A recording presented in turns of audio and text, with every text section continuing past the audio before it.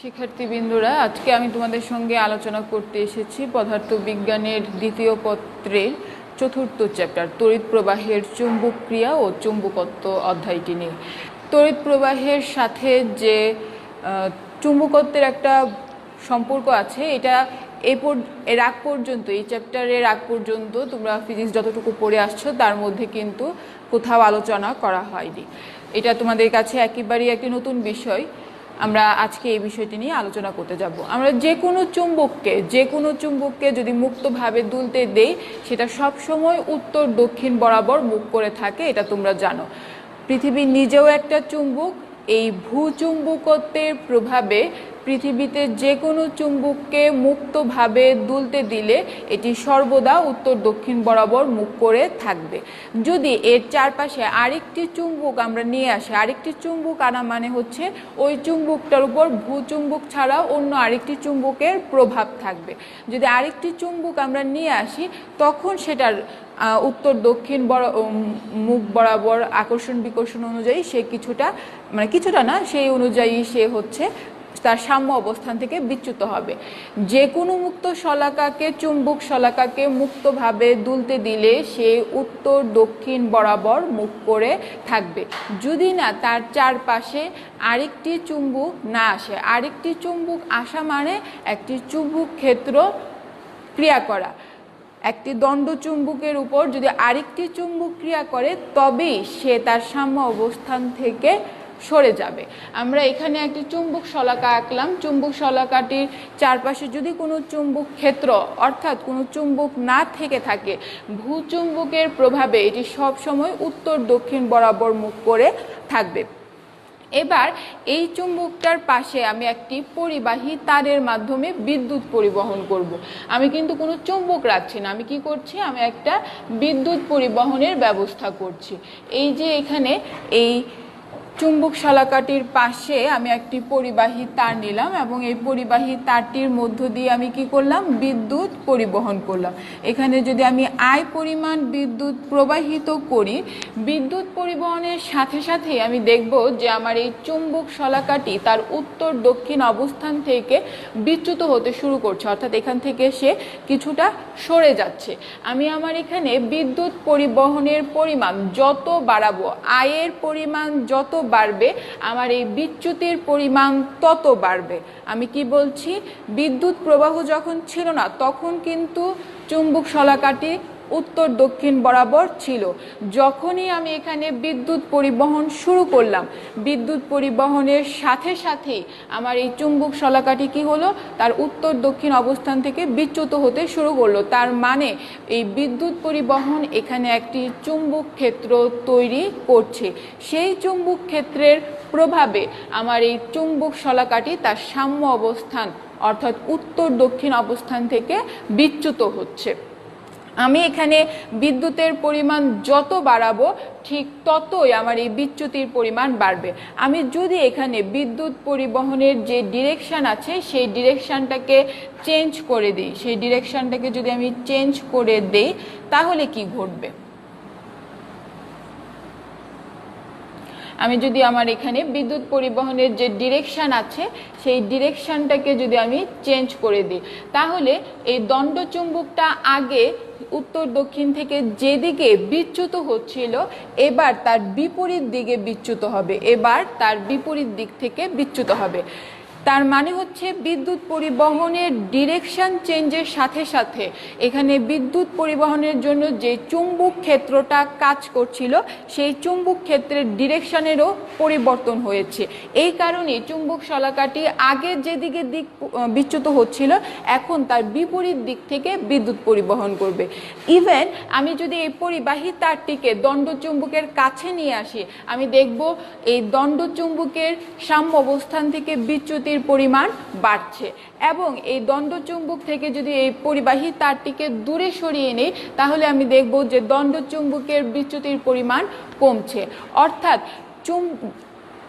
এবং এই বিদ্যুৎ পরিবহনটা যদি আমি বন্ধ করে দিই, এই বিদ্যুৎ পরিবহনটা যদি আমি বন্ধ করে দিই, যখনই আমি বিদ্যুৎ পরিবহনটা বন্ধ করে দেব, দণ্ডচুম্বকটি তার বিচ্যুত অবস্থান থেকে আবারও তার স্বাভাবিক অবস্থান অর্থাৎ সাম্য অবস্থান বা উত্তর দক্ষিণ বরাবর সে আবারও ফিরে আসবে। অর্থাৎ যতক্ষণ বিদ্যুৎ পরিবাহিত হচ্ছে ততক্ষণ এখানে একটি চুম্বক ক্ষেত্র কাজ করছে। বিদ্যুৎ পরিবহন মানে হচ্ছে এখানে আধান গতিশীল থাকা। যতক্ষণ আধান গতিশীল থাকবে ততক্ষণই এখানে চুম্বক ক্ষেত্র কাজ করছে। সেই চুম্বক ক্ষেত্রের প্রভাবে আমার এই চুম্বক শলাকা তার উত্তর দক্ষিণ অবস্থান থেকে কিছুটা বিচ্যুত হচ্ছে, এবং এই বিদ্যুতের পরিমাণ আমি যত বাড়াবো ঠিক ততই হচ্ছে আমার বিচ্যুতির পরিমাণ বাড়ছে। তার মানে হচ্ছে বিদ্যুতের পরিমাণের উপরও এখানে যে চুম্বক ক্ষেত্র তৈরি হচ্ছে সেই চুম্বক ক্ষেত্রের মান নির্ভর করছে। এবং এই পরিবাহী তারটিকে কাছে দূরে আনা মানে হচ্ছে গিয়ে যে চুম্বক ক্ষেত্রটা এখানে তৈরি হচ্ছে সেই চুম্বক ক্ষেত্রের বিভিন্ন বিন্দুতে চুম্বক ক্ষেত্রের সবলতা বা তীব্রতা কিন্তু ভিন্ন ভিন্ন, এক নয়। এখান থেকে এই পরীক্ষাটি করেছেন আমাদের জন্য বিজ্ঞানী ওয়েরস্টেড। এই পরীক্ষার মাধ্যমেই বোঝাতে চেয়েছেন যে একটি আধান যখন গতিশীল থাকে, সে তো আধান গতিশীল থাকুক বা স্থির থাকুক, সে অবশ্যই একটি হচ্ছে আমাদের জন্য ইলেকট্রোস্ট্যাটিক স্টেট বা তড়িৎ ক্ষেত্র তৈরি করে। কিন্তু যদি আধানটি স্থির না থেকে গতিশীল থাকে, অর্থাৎ যখন বিদ্যুৎ পরিবাহিত হয় তখনই বিদ্যুৎ ক্ষেত্রের সঙ্গে সঙ্গে এখানে একটি চুম্বক ক্ষেত্র তৈরি হয়। এই চুম্বক ক্ষেত্রে যে কোনো একটি আধান যদি থেকে থাকে তাহলে সে একটি চুম্বক বল লাভ করে। তড়িৎ ক্ষেত্রের মধ্যে অন্য আরেকটি পরীক্ষাধীন আধান রাখলে যেমন সে একটি কুলম্ব ফোর্স অনুভব করে, তেমনি এই চুম্বক ক্ষেত্রের মধ্যে আরেকটি আধান রাখলে সেও একটি চুম্বক বল অনুভব করে। এই চুম্বক বলটি কি কি বিষয়ের উপর নির্ভর করে আমরা বিভিন্ন পরীক্ষা নিরীক্ষার মাধ্যমে অলরেডি জেনেছি। এটা আমরা এইখানকার পরীক্ষা থেকে দেখেছি যে এখানে বিদ্যুতের পরিমাণ আমার যত বাড়ছে ততই আমি বলছি সাম্য অবস্থান থেকে সে বিচ্যুত হচ্ছে। বিদ্যুতের পরিমাণ বাড়া মানে কি, এখানে যে আধানটি যাচ্ছে আধানের পরিমাণ বেড়ে যাওয়া বা আধানের গতিবেগ বৃদ্ধি পাওয়া। একটি গতিশীল আধান চুম্বক ক্ষেত্রে যে বল লাভ করে তার নিচের এই চারটি বিষয়ের উপর নির্ভর করে। এক নাম্বার বলছি আধানের পরিমাণের উপর নির্ভর করে। বিদ্যুৎ বাড়ালাম, আমি দেখলাম যে চুম্বক শলাকাটি তার সাম্য অবস্থান থেকে বেশি পরিমাণ বিচ্যুত হচ্ছে, অর্থাৎ বিদ্যুৎ বাড়ানো মানে কি আধানের পরিমাণ বেড়ে যাওয়া। আধানের পরিমাণ যত বাড়ছিল ততই আমার বিচ্যুতির হার বাড়ছে বা চুম্বক শলাকাটি তত বেশি চুম্বক বল অনুভব করছিল। তার মানে আধানের পরিমাণের সাথে এর সম্পর্ক হচ্ছে গিয়ে সমানুপাতিক।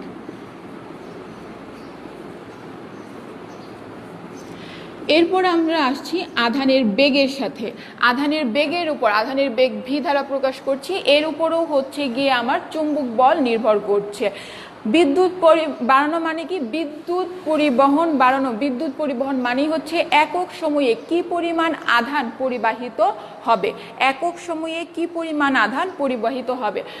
আধানও বাড়াতে পারি, আধানের বেগও আমি বাড়াতে পারি, অর্থাৎ একক সময়ে বেশি পরিমাণ আধান পরিবাহিত হওয়া মানে হচ্ছে আধানের বেগ বৃদ্ধি পাওয়া।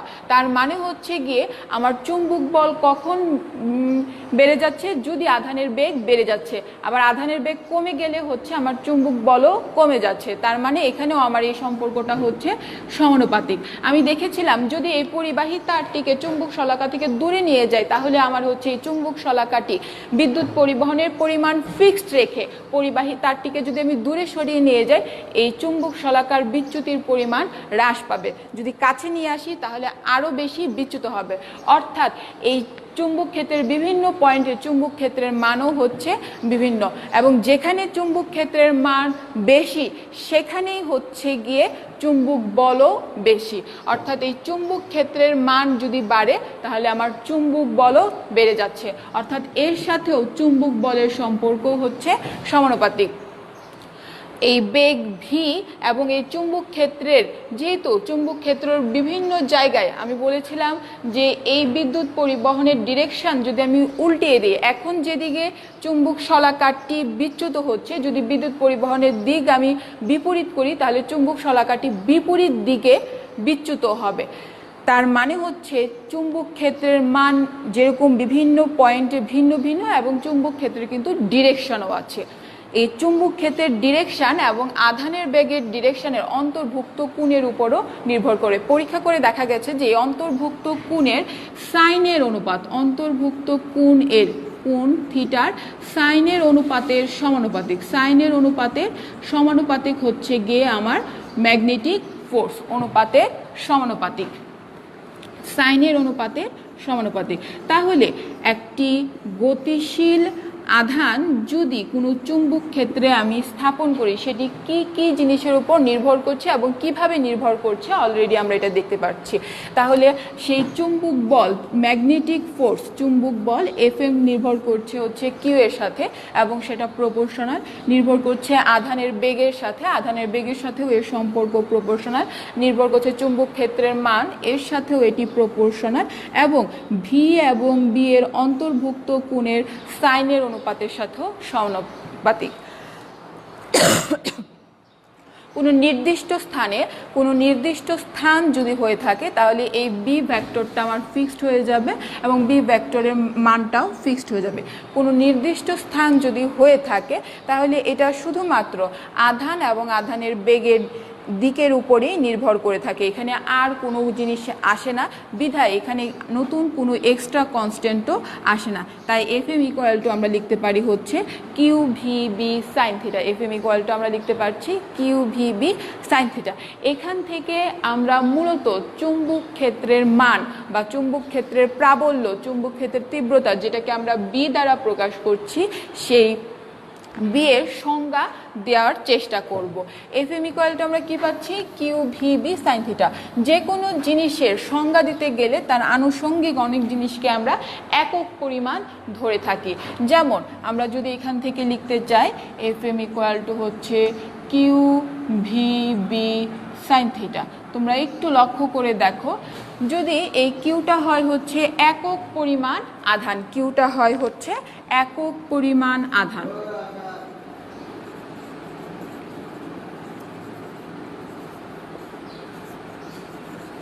কিউ হচ্ছে একক পরিমাণ আধান এবং এটি একক বেগে গতি,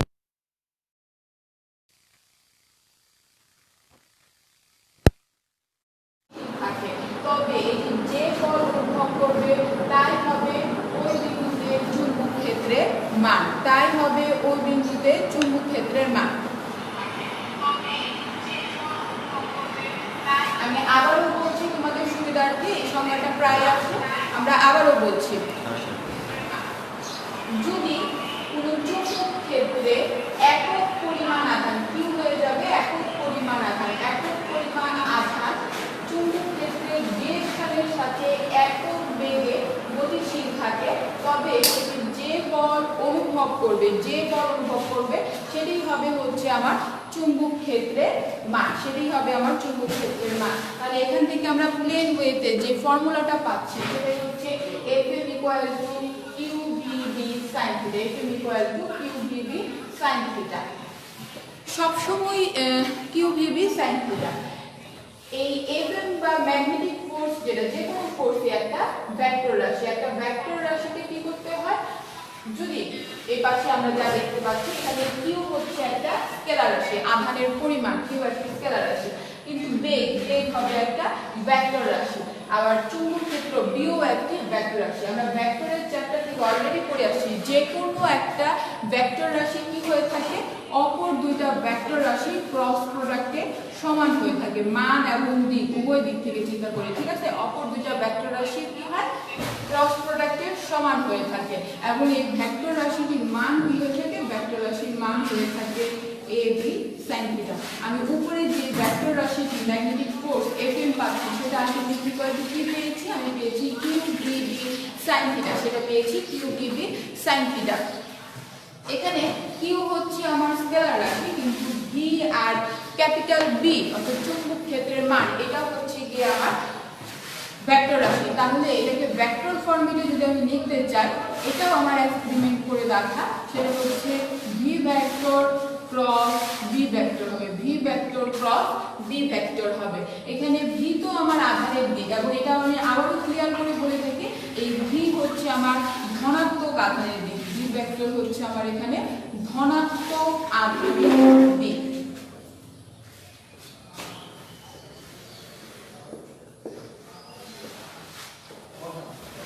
আমি যদি ভি ভেক্টর আর বি ভেক্টর যে প্লেনে অবস্থান করছে সেই প্লেনের লম্ব এভাবে একটি ডান হাতে স্ক্রু স্থাপন করে ভি থেকে বি এর দিকে অন্তর্ভুক্ত ক্ষুদ্রতর কোণে ডান হাতের স্ক্রুটিকে ঘোরাই, তাহলে সেটি যেদিকে অগ্রসর হয় সেদিকে আমি পরীক্ষা করে দেখেছি আমার ম্যাগনেটিক ফোর্সটাও অ্যাকচুয়ালি সেদিকেই কাজ করে। এই কারণেই আমি এফএম ভেক্টর ইকুয়ালটি লিখতে পারি হচ্ছে Q V cross V vector. এখানে ভি ভেক্টর হচ্ছে ধনাত্মক আধানের দিক, এটা তড়িৎ প্রবাহের দিকের সাথেই হবে, কারণ তড়িৎ প্রবাহকে মডার্ন ফিজিক্স বলছে ধনাত্মক আধান যেদিকে যাচ্ছে বা হোল যেদিকে যাচ্ছে সেটাই হচ্ছে আমার তড়িৎ প্রবাহের ডিরেকশন। এটা তড়িৎ প্রবাহের ডিরেকশন থেকে আমি বি ভেক্টরের ডিরেকশন পেয়ে যাব। আমার বাকি থাকবে হচ্ছে বি ভেক্টরের ডিরেকশন। বি ভেক্টরের ডিরেকশনটাই কিন্তু আমার জন্য খুবই ইম্পর্টেন্ট। আর এই বি ভেক্টরের ডিরেকশন আমাকে বলবে ফ্লেমিং এর ডান হস্ত নিয়ম। ফ্লেমিং এর ডান হস্ত নিয়ম থেকে আমি বি ভেক্টরের ডিরেকশন পাবো। এটা খুবই গুরুত্বপূর্ণ। আমরা এখন দেখছি ফ্লেমিং এর ডান হস্ত নিয়ম।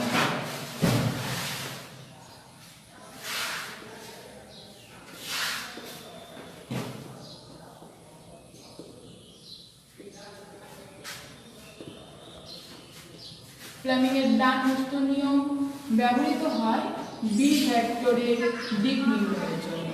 বি ভেক্টরের দিক নির্ণয়ের জন্য।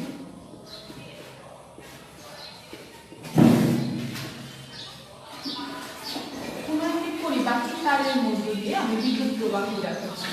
যে পরিবাহী তার দিয়ে বিদ্যুৎ প্রবাহিত হবে এবং কোন বিন্দুতে আমাকে চুম্বক ক্ষেত্র ডিরেকশন নির্ণয় করতে হবে। আমি যেদিকে চুম্বক ক্ষেত্র নির্ণয় হবে আমার ডান হাতে বৃদ্ধাঙ্গুলকে আমি সেদিকে রাখবো, আর যেই পাশে বা যেই বিন্দুতে আমাকে চুম্বক ক্ষেত্রের দিক নির্ণয় করতে হবে সেদিকে আমার ডান হাতের বাকি 4টি আঙ্গুল ঘোরাবো। যদি আমি বোর্ডে যেই পরিবাহী তারটি আঁকলাম সেদিকে বিদ্যুৎ পরিবহন হয় এবং আমার এই ডান হাতের বৃদ্ধাঙ্গুল যদি এটা হয়, তাহলে আমি বলছি আমি যদি এই পাশের কোনো বিন্দুতে চুম্বক ক্ষেত্রের দিক নির্ণয় করতে চাই, তাহলে দেখো এই পাশে আমার ডান হাতে বাকি 4টি আঙ্গুল হচ্ছে ভিতরের দিকে কাজ করছে। অর্থাৎ এভাবে বিদ্যুৎ পরিবাহিত হলে তার এই পাশে সমস্ত বিন্দুতে চুম্বক ক্ষেত্রের ডিরেকশন হবে এই বোর্ডের সমতলের সাথে লম্ব বরাবর, কিন্তু ভিতরের দিকে। এই পাশে কাজ করছে কিভাবে? বি ভেক্টর কাজ করছে হচ্ছে গিয়ে ভিতরের দিকে। কিভাবে আমরা পেলাম? এটা আমরা পেলাম ফ্লেমিং এর বাম হস্ত নিয়ম অনুযায়ী ভিতরের দিকে। কিসের ভিতরের দিকে? বোর্ডের ভিতরের দিকে। বোর্ডের তল বরাবর আমার তড়িৎ প্রবাহিত হচ্ছে, সেদিকে আমি আমার ডান হাতের বৃদ্ধাঙ্গুল রাখলাম এবং যে বিন্দুতে বা যেই পাশে আমার চুম্বক ক্ষেত্রের মান বি ভেক্টরের ডিরেকশন নির্ণয় দরকার সেদিকে আমি অ্যাকচুয়ালি আমার ডান হাতে বাকি 4টি আঙ্গুল ঘোরাবো। দেখো এই পাশে কোথাও হলে আমার এটা ভিতরের দিকে ঢুকছে। আর যদি আমি এই পাশের কোনো বিন্দুতে আমার চুম্বক ক্ষেত্রের ডিরেকশন বের করতে চাই, যেমন দেখো একই তড়িৎ প্রবাহ, এই যে আমার ডান হাতের বৃদ্ধাঙ্গুল যাচ্ছে, কিন্তু এদিকে ঘোরালে কিন্তু আমাকে ডান হাতে বাকি 4টা আঙ্গুল দেখো অটোমেটিক এটা বাইরের দিকে আসে। তার মানে হচ্ছে এই পাশে যদি এটা হয় তাহলে কিন্তু এটা বি ভেক্টর কোথায় কাজ করবে? বি ভেক্টর বাইরের দিকে কাজ করবে। এইভাবে যেখানে বি ভেক্টরের ডিরেকশন আমার জানা দরকার সেখানেই আমার ফ্লেমিং এর ডান হস্ত নিয়ম আমি অ্যাপ্লাই করব। বিদ্যুৎ প্রবাহের ডিরেকশনের সাথে সবসময় আমার ডান হাতে বৃদ্ধাঙ্গুল আমি স্থাপন করব এবং যে বিন্দুতে আমাকে চুম্বক ক্ষেত্রের মান নির্ণয় করতে বলবে সেই বিন্দুতে আমি আমার চুম্বক ক্ষেত্রের দিকে আমি সেই বিন্দুতে আমার ডান হাতে বাকি 4টি আঙ্গুল ঘোরালে আমার বাকি 4টি আঙ্গুল যেদিকে যাবে সেটাই হবে আমার বি ভেক্টরের ডিরেকশন। তাহলে অলরেডি আমি বি ভেক্টরের ডিরেকশন জানি, ডি ভেক্টরের ডিরেকশন জানি এবং ভি ক্রস বি থেকে আমি চুম্বক বল এফএম ভেক্টরের ডিরেকশন কিন্তু আমি পেয়ে যাব। যদি আমি এখন ডিরেকশন পেয়ে যাই, আমাদের আজকে এই চ্যাপ্টারের উদ্দেশ্য ছিল অ্যাকচুয়ালি বি ভেক্টর যেটা চুম্বক ক্ষেত্রের মান এই সম্পর্কে জানা। অলরেডি বি ভেক্টর রিলেটেড এবং চুম্বক বল রিলেটেড আমরা একটি ফর্মুলা পেলাম, একটি ফর্মুলা পেলাম। সেই ফর্মুলাটা আমরা বিভিন্ন অঙ্কে ব্যবহারও করে থাকবো। আমরা এখন বি ভেক্টরের একক সম্পর্কে একটু জানবো। আমরা একক সম্পর্কে এখান থেকে যদি এই ফর্মুলা থেকে দেখবে, যদি থিটা ইকুয়াল টু 90 ডিগ্রি হয়, যদি থিটা ইকুয়াল টু 90 ডিগ্রি হয়, তাহলে কি হবে? sin থিটার মান হয়ে যাবে হচ্ছে 1। তখন আমার সেই ম্যাগনেটিক ফোর্সের মান আসে হচ্ছে QVB। হ্যাঁ, সিম্পলিফিকেশন করার জন্য এটা 90 ডিগ্রি আমরা অ্যাঙ্গেলে নিলাম। আর যদি 90 ডিগ্রি না হয় সেক্ষেত্রে কি হয়, যদি বি ভেক্টরের ডিরেকশনের সাথে বি ভেক্টরের ডিরেকশন 90 ডিগ্রি না হয়, অন্য কোনো অ্যাঙ্গেল থিটা হয়, তাহলে কি করতে হবে, বি ভেক্টরের লম্ব বরাবর ভি ভেক্টরের উপাংশ নিতে হয়। এই বরাবর ভি ছিল, এদের অন্তর্ভুক্ত কোণ থিটা, কিন্তু এই বরাবর উপাংশের মান আসছিল হচ্ছে ভি সাইন থিটা। হ্যাঁ, এটাই আসবে একই জিনিস। আচ্ছা, এখান থেকে অ্যাকচুয়ালি আমার এখনকার বর্তমান উদ্দেশ্য হচ্ছে বি ভেক্টর, বি যেটা তার একক সম্পর্কে জানা। তাহলে ম্যাগনেটিক ফোর্স ডিভাইডেড হচ্ছে কিউবি। এখানে আমরা একক লিখছি, উপরে থাকবে হচ্ছে নিউটন, কিউ আধানের একক কুলম্ব, ভি ব্যাগের একক হচ্ছে মিটার পার সেকেন্ড, ঠিক আছে। এখানে কুলম্ব সেকেন্ড ইনভার্স 1 এই দুটাকে যদি আমি পাশাপাশি লিখি, আমি মিটারটাকে পরে লিখি। আচ্ছা, কুলম্ব সেকেন্ড ইনভার্স 1 মানে হচ্ছে একক সময়ে কি পরিমাণ আধান পরিবাহিত হয়, এটাই কিন্তু আমার বিদ্যুৎ প্রবাহ। এই বিদ্যুৎ প্রবাহের একক কি, এটা বিদ্যুৎ প্রবাহের একক হচ্ছে অ্যাম্পিয়ার, ঠিক আছে। এই ছিল হচ্ছে আমার চুম্বক ক্ষেত্র বি এর একক। চুম্বক ক্ষেত্রের বি এর অ্যাকচুয়ালি এই একককে একসঙ্গে যেটা বলা হয় সেটা হচ্ছে গিয়ে টেসলা। টেসলাকে হচ্ছে টি দ্বারা প্রকাশ করা হয়ে থাকে। তাহলে টেসলা ইকুয়াল টু অ্যাকচুয়ালি কি দাঁড়াচ্ছে, টেসলা ইকুয়াল টু আমরা পেতে পারি হচ্ছে newton ampere inverse 1 metre inverse 1, অথবা newton coulomb inverse 1 second metre inverse 1। এই ছিল হচ্ছে টেসলার এর ভাঙলে আমরা কি পাই সেগুলা। তাহলে চুম্বক ক্ষেত্র বি ভেক্টরের একক কি, চুম্বক ক্ষেত্র বি ভেক্টরের বা বি এর একক হচ্ছে গিয়ে টেসলা। আজকে এই পর্যন্তই, আমরা পরবর্তী ক্লাসে এটা নিয়ে আরো সামনে আগাবো। আশা করি তোমরা এই ক্লাসটা ভালোভাবে অনুশীলন করবে এবং প্ল্যানিং এর ডান হস্ত নিয়ম এটাও তোমরা সচেতনভাবে অ্যাপ্লাই করে বিভিন্ন জায়গায় দেখবে। তো সামনের বা পরবর্তী ক্লাসের জন্য আমরা অপেক্ষায় রইলাম, তোমরাও বাসায় রেগুলার পড়াশোনা করো।